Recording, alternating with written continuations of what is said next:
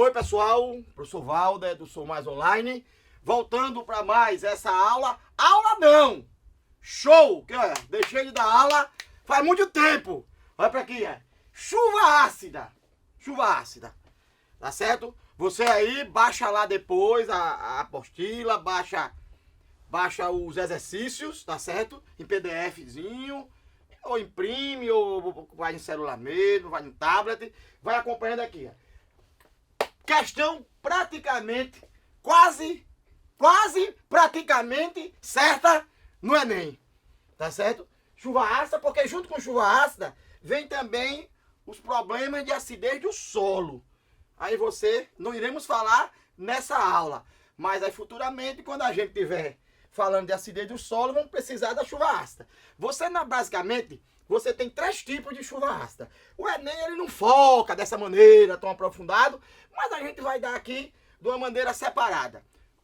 Quais os tipos de chuva ácida? Você tem primeiro aqui em ambientes poluídos ou não poluídos, só que com um probleminha não, com uma ressalva.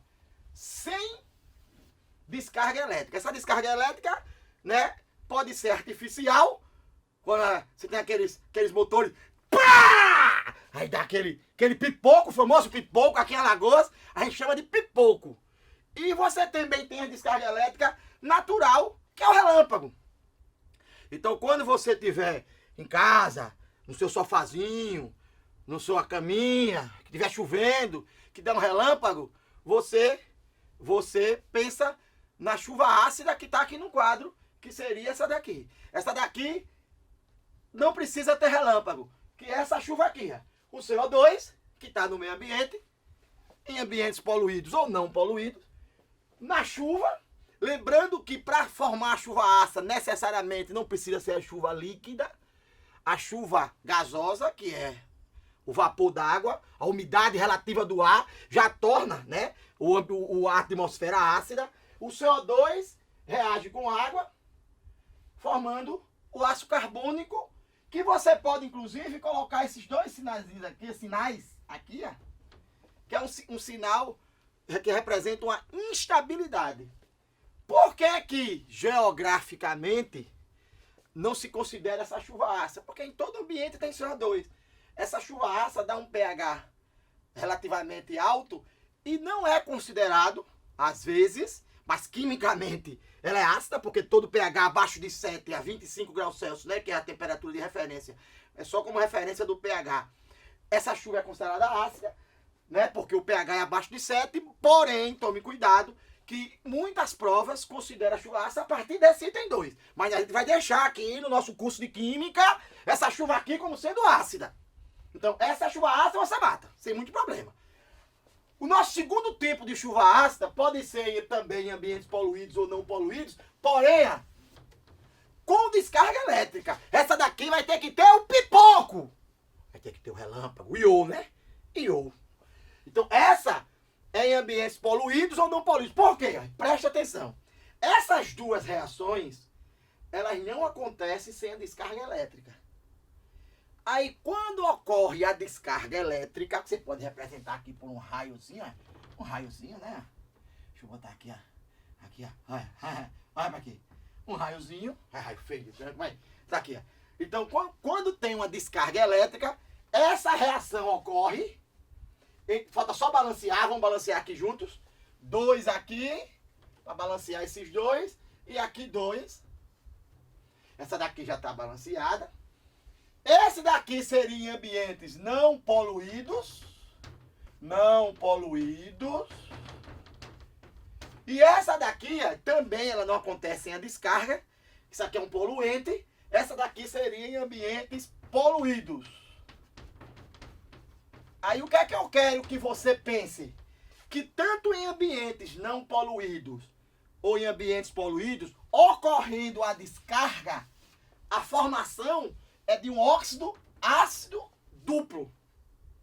Essa aula de óxido a gente vai ver nos módulos mais à frente, tá certo? Porém a gente já vai ao longo, eu costumo dizer em química, que quando a gente começa assim, né, nesse módulo 1, módulo 2, o aluno aprende coisas lá de terceiro ano, de segundo, e certas coisas você não precisa esperar chegar lá na frente para aprender. você já aprende que isso aqui é um óxido, é o mesmo, né? É um óxido ácido duplo. É chamado de óxido nitroso nítrico. Né? É um óxido duplo. Ele é formado por dois óxidos. Aí, quando ocorre a chuva, mais uma vez lembrando que necessariamente a chuva SH2O não precisa ser líquido, pode ser gasoso, a umidade relativa do ar. Quando ocorre a chuva, precisa aqui, né? Precisa aqui que tenha previamente essa reação ocorrido. Isso aqui é o estado gasoso, é um gás que fica na atmosfera, reage com a água. Por ser um óxido duplo, ele forma dois ácidos. O ácido nitroso, que é um ácido moderado, e o ácido nítrico, que é um ácido forte. Esse ácido aqui é um ácido fraco, vai anotando aí. Ácido fraco. Depois, quando eu der lá em inorgânica, a gente aprende um macetezinho de subtrair a quantidade de oxigênio menos o hidrogênio ionizado. Por enquanto, não. Por enquanto, esquece isso. É aquela velha história. Para se aprender certas coisas, não precisa chegar nas certas coisas. Não precisa. Então, olha. Óxido duplo reage com água, formando dois ácidos. Ácido nitroso, você vai botando o nome, meu filho.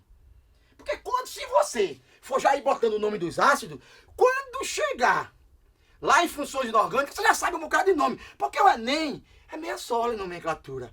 Ele só cobra o que está no edital. Então tá aqui, ó. Óxido duplo, ácido, reage com água, formando dois ácidos. Um moderado e um forte. Então você tem aqui no quadro 3 tipos de chuva ácida. 1, 2, 3. Agora vamos para o terceiro tipo, que também eu vou ter dois ácidos. Nosso terceiro e último tipo de chuva ácida é em ambientes poluídos, tá certo? Aqui não precisa ter relâmpago. Se tiver, bem. Se não tiver, também bem.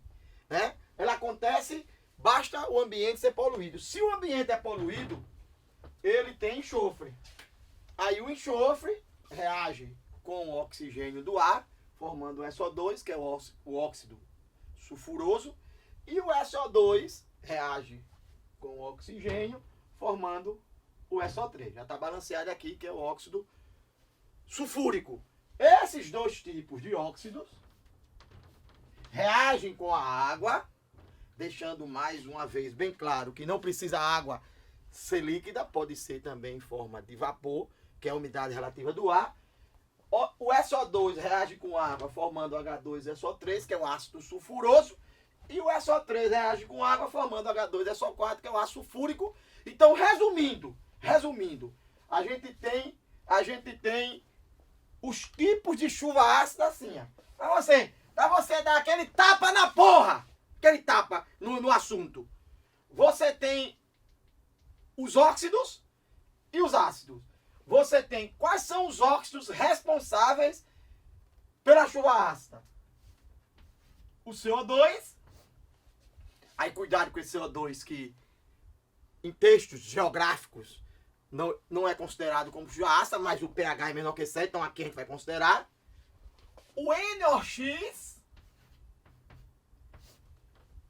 que aí você enquadra o NO2 e o NO. Mas lembrando que o NO não reage diretamente com a água. O NO reage com o oxigênio para formar o NO2.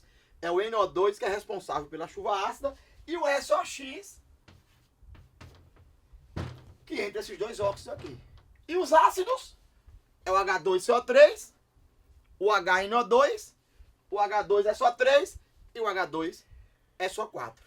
Aí você deve estar pensando, e as consequências da chuva ácida? Aí vamos lá. Você vai ouvindo, você vai ter o vídeo e depois você transcreve aí pro seu caderno. Acidez do solo, que é um dos temas que mais cai do Enem, né? A acidez do solo. Futuramente a gente vai aprender como combater a acidez do solo, como caiu no Enem de 2018, o ano passado. Você tem o ataque da chuva ácida em estruturas de vidro.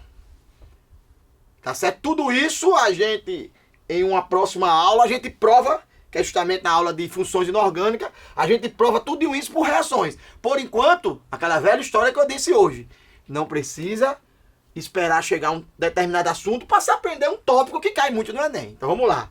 Acidez do solo, aprenda rápido. Ataque de estruturas de vidro. Ataque de estruturas que tem óxidos básicos, ataque de estruturas, tá certo? Que tem sal básico. O que mais cai no Enem é o CaCO3, o carbonato de cálcio, né? Porque como ele é um sal básico, ele vai reagir com os ácidos, tá certo? E estruturas metálicas, só que preste bem atenção. Não é todo metal que reage com ácido. Isso também é alvo de uma aula futura. Você vê que quando a gente chegar na aula de funções inorgânicas, eu já tenho ensinado para o Enem tudo que cai. Lá em funções inorgânicas a gente vai justificar por reações. Aqui eu não quero justificar por reações. Eu quero só que você aprenda. Existem alguns metais que reagem com ácido. Nem todo metal reage com ácido.